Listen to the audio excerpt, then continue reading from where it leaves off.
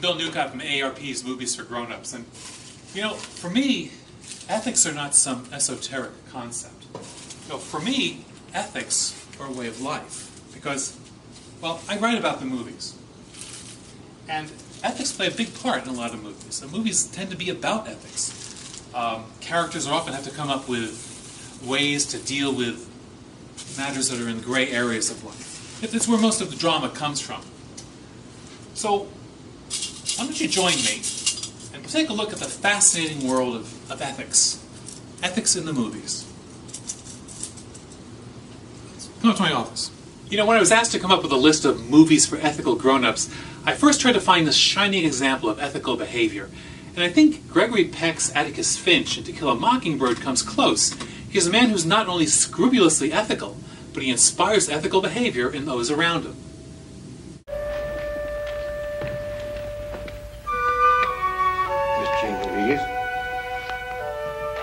Miss Jean Louise, stand up.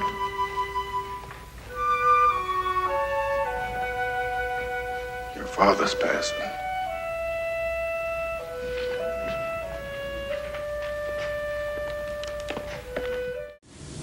Well, Atticus Finch is a great guy, and he's inspiring, but the thing is, he's not all that interesting. By far the most interesting character in the movies are those who find themselves teetering on the brink of an ethical abyss. People like Charles Van Doren in Robert Redford's quiz show. Now, he's a guy who's been cheating on a national TV game show, but he's convinced himself that it's all part of a great entertainment system.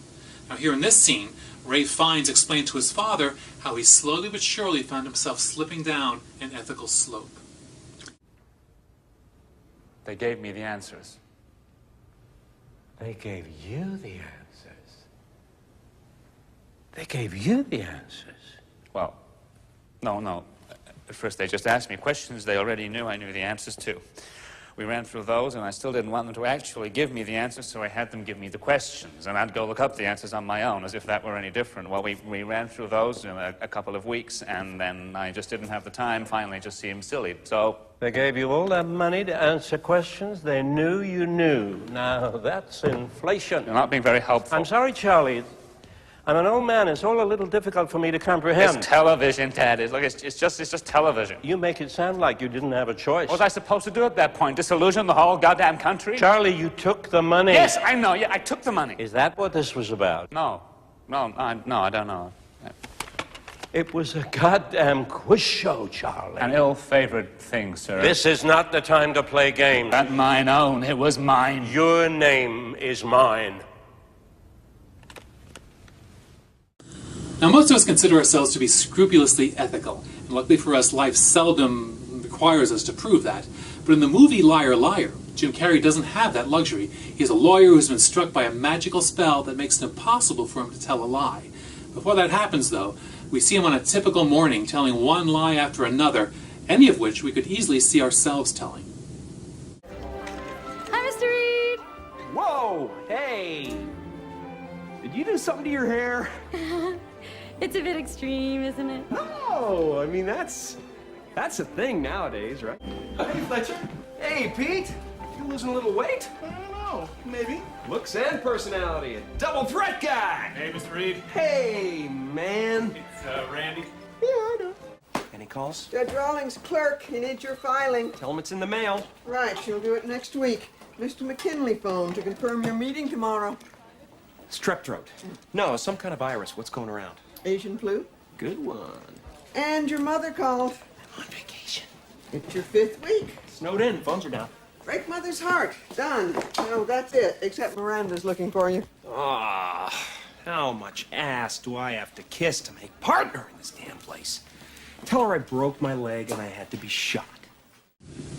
Throughout his life, the Indian leader Mahatma Gandhi held to his philosophy of nonviolent resistance. It's a central conflict of the movie Gandhi, and it's graphically portrayed in this part of the film, where Gandhi first goes up against the British authorities in South Africa. Here he's calling on others from India to burn their identity papers that were not required of other British citizens. His ethics demanded that he never return violence for violence, and he finds that to be a tough stand to take. Those car seats are government property, and I will arrest the first man who tries to burn one.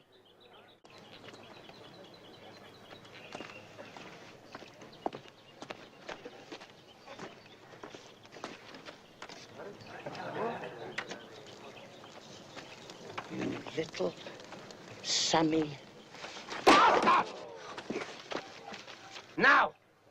Are there any more?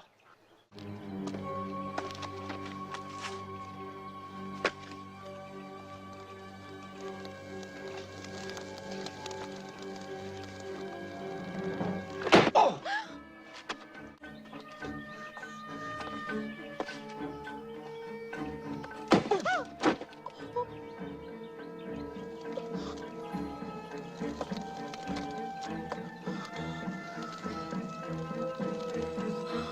Stop.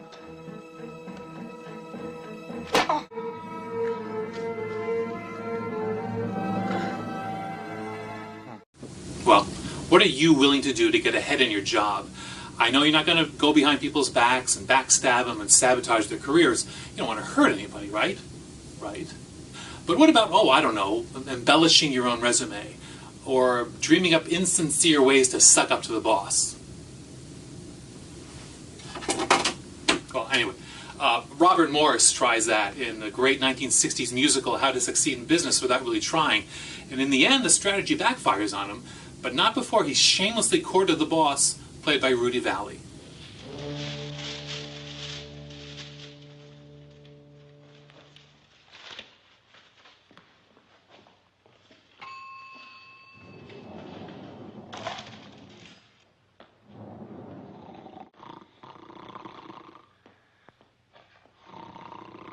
Good morning.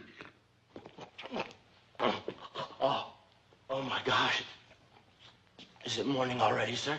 Good heavens, have you been working all night? Yes, I had some work I had to finish up. I shouldn't be here much longer, sir. George, your name escapes me. Finch, F-I-N-C-H, Finch. Oh, yes, Finch. I've been hearing good things about you from my scouts. Oh, well, thank you very much.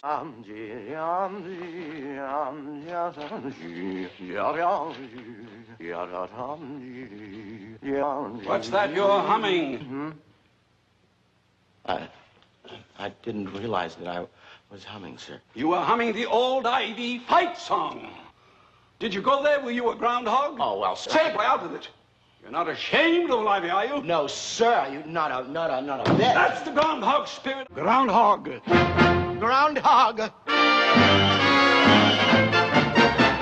Stand, old Ivy, stand firm and strong.